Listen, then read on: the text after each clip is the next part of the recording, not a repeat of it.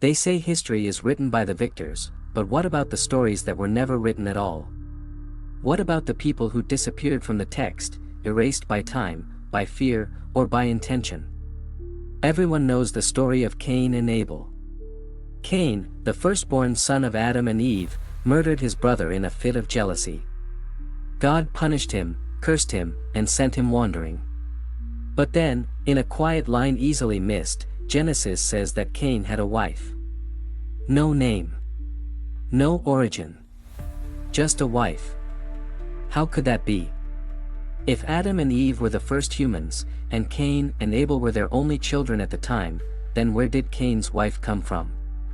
Was she his sister? Was she created like Eve? Or was she something else entirely? Some believe she is a mythological placeholder, a symbol of continuity. Others think she is a coded remnant of older traditions, a mysterious woman with ancient power. But there is one interpretation so strange, so chilling, that it was suppressed, ignored, and called heresy. What if Cain's wife wasn't just his companion? What if she was the first practitioner of forbidden knowledge? What if she was the first witch? To understand this theory, you have to go back before Genesis was ever written, to the ancient Mesopotamian myths and Sumerian tablets that predate the Bible by centuries. In those stories, there are shadowy female figures, powerful, seductive, feared. Women like Lilith, who refused to submit to Adam and was cast out. Or the goddess Inanna, who journeyed to the underworld and returned more powerful than ever. These women were associated with serpents, magic, and rebellion. And when the biblical writers compiled Genesis, it's possible they encoded these dangerous female archetypes into vague, obscure references. Cain's wife may be one of them. According to some apocryphal texts, her name was Awan, and she was both Cain's sister and his wife. But even that may be a sanitized version. In occult traditions, she is sometimes referred to not as Awan, but as Naamah. Naamah appears in various Jewish mystical writings. In the Zohar, a foundational text of Kabbalah, Naamah is portrayed not as a passive figure, but as a seductress who mated with fallen angels and gave birth to demonic spirits. She is associated with music, sensuality, and witchcraft. Some legends say she lured men in with her voice and trapped their souls. And according to these esoteric interpretations, she may have been the one who introduced Cain to powers beyond human understanding. Imagine it.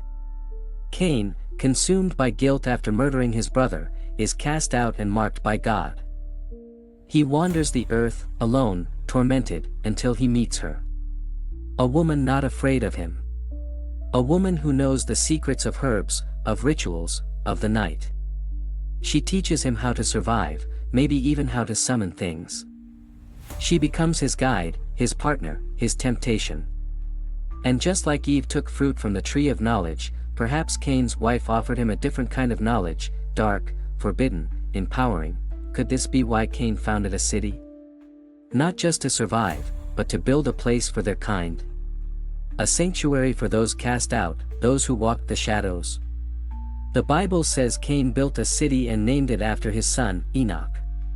But cities take people. Where did those people come from? What if Cain and his mysterious wife began something new, something hidden from the mainstream biblical narrative? A lineage not of righteousness, but of rebellion? The Book of Jubilees, another ancient Jewish text, claims that Cain married Awan, but it also implies that the descendants of Cain were cursed not only because of the murder of Abel but because of the dark practices they embraced. In this version, Cain's wife is not innocent. She is an instigator, a teacher of secret arts, a woman feared by the angels. In fact, some rabbinic traditions say that demons and witches originated from the union of humans and fallen angels. Naamah, as a central figure in this lore, becomes something terrifying and powerful. She is said to have seduced the angel Shamdon and others, giving birth to creatures that haunted humanity. The implication is chilling. While Adam and Eve's line struggled to remain righteous, Cain and his wife may have walked another path entirely, one of defiance, of hidden knowledge, of communion with beings not of this world. And that brings us to a deeper question: why is this story not in the Bible? Why was Cain's wife left unnamed, her background unexplored? Could it be that her story was too dangerous to tell? That it pointed to a reality the early religious leaders wanted buried? When you look at ancient traditions around the world, you begin to see patterns. In almost every culture, there is a myth of a woman who gains knowledge and is punished. Pandora opens the box. Eve eats the fruit. Inanna descends and challenges death itself. And in many of these stories, knowledge is linked not with blessing, but with curse. The idea that certain truths are not meant for human minds. That women who seek power must be controlled, silenced, or erased. Cain's wife fits into this archetype. She appears, unnamed and unexplained, right after a brutal murder and just before the founding of civilization. She is the bridge between primal sin and structured society. The moment where darkness becomes organized. What if the real reason we know so little about her is because her role was foundational, but forbidden? There's even more. In some early Gnostic texts, which were rejected by the official church but preserved in places like Nag Hammadi, the feminine divine is not just present, she is central. Sophia, the embodiment of wisdom, falls from the pleroma and creates the material world. But she is misunderstood, blamed, hidden. Much like Naamah. Much like Cain's wife.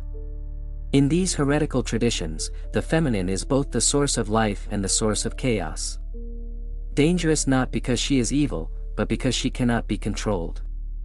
And perhaps that is why the earliest chroniclers decided to write her out, but legends have a way of surviving. Whispers in old books. Symbols in carvings.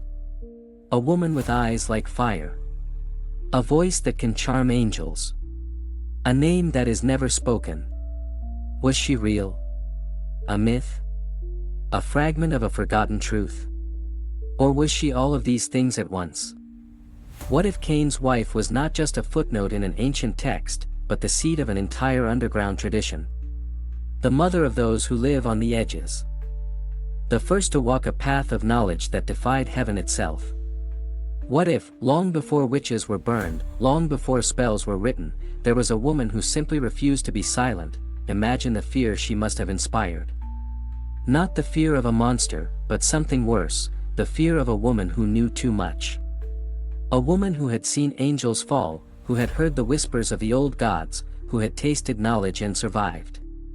The early scribes, bound to the order of patriarchal control, may have found her too difficult to erase entirely, so they buried her in ambiguity. They left only hints, a wife, unnamed, unexplained. A door left cracked for the curious. For thousands of years, religious authorities discouraged questions. Where did she come from? Why was she important enough to be mentioned but not named? What did she represent? The more you dig, the more the silence around her becomes suspicious. Like an erased name on a tombstone. A deliberate omission, not an accident. And yet, despite all efforts to erase her, she still echoes through history. You see her in the old folk tales of wise women living in the woods, feared and respected. You see her in the medieval legends of witches with forbidden books and midnight rituals. You see her in the Inquisitions, where tens of thousands of women were tortured and executed, not for crimes, but for knowledge. For independence. For healing. For challenging the norm. And all of it may trace back to the original, unnamed woman in Genesis. The one who walked beside Cain. Not as a victim. Not as a servant. But as an equal in exile. An equal in rebellion. Think about what she saw. The aftermath of Eden. The first murder in history. The curse of wandering. She watched the rise of cities. The growth of tribes, and perhaps the birth of secret societies that held on to her knowledge. If she truly passed on forbidden wisdom, where did it go? Who received it? Could her descendants be the hidden lineage behind ancient priestesses, oracles, druids? The ones who never wrote their truths, but sang them, danced them, remembered them in fire and blood. Some conspiracy theorists have drawn lines between her and the later archetypes of the divine feminine suppressed by the church. The Templars were said to worship a feminine deity called Baphomet, an androgynous figure of balance, wisdom, and hidden truths. Gnostics spoke of Sophia. Alchemists referred to the Black Madonna, the shadow aspect of the Virgin Mary. All signs of a suppressed story. A story that perhaps began not with Eve, but with Cain's wife. The mysterious woman who took a murderer's hand and said, "Let's build something new." The psychological symbolism is just as profound. Cain's wife represents the moment when guilt meets temptation. When trauma meets transformation. She is the embodiment of what happens when society casts you out, and you create your own rules. That's why she resonates so deeply, even in her absence. She's not a character. She's a force. A shadow stitched into the foundation of civilization. If we knew her full story, it might change how we see history. Not as a straight line from light to darkness, but a tangled dance between power and suppression, knowledge and fear. In the modern world, we often think of witches as fictional characters, Halloween costumes, or misunderstood herbalists. But in truth, the witch is a symbol of defiance. Of women who refuse silence. Of people who walk away from accepted truths to find something deeper, even if it costs them everything. And if you trace that symbol back far enough, past Salem, past medieval Europe, past the burning times, past even the Old Testament, you might find her. Watching. Waiting. Remembered not in pages, but in firelight and whispered warnings. There are places in ancient folklore where she appears under different names. In Slavic myths, she may be Baba Yaga, the old crone in the forest who holds secret wisdom and tests the worthy. In Greek legend, she is Hecate, goddess of crossroads, magic, and ghosts.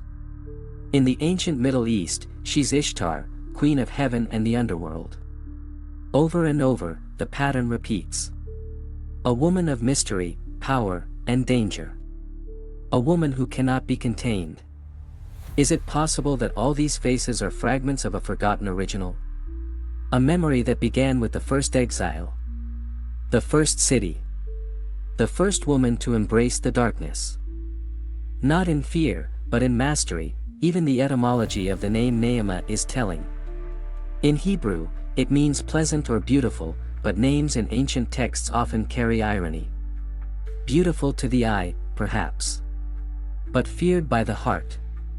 Attractive like a flame to a moth. Deadly to those who underestimate her. In esoteric lore, Naamah becomes the consort of Samhael, the dark angel of destruction. Together, they birth spirits that wander the earth, hungry and vengeful. But even then, she is not framed as evil. She is primal. She is balance. Where there is light, there must be shadow. Where there is order, there must be chaos, and this is where the truly shocking interpretation begins.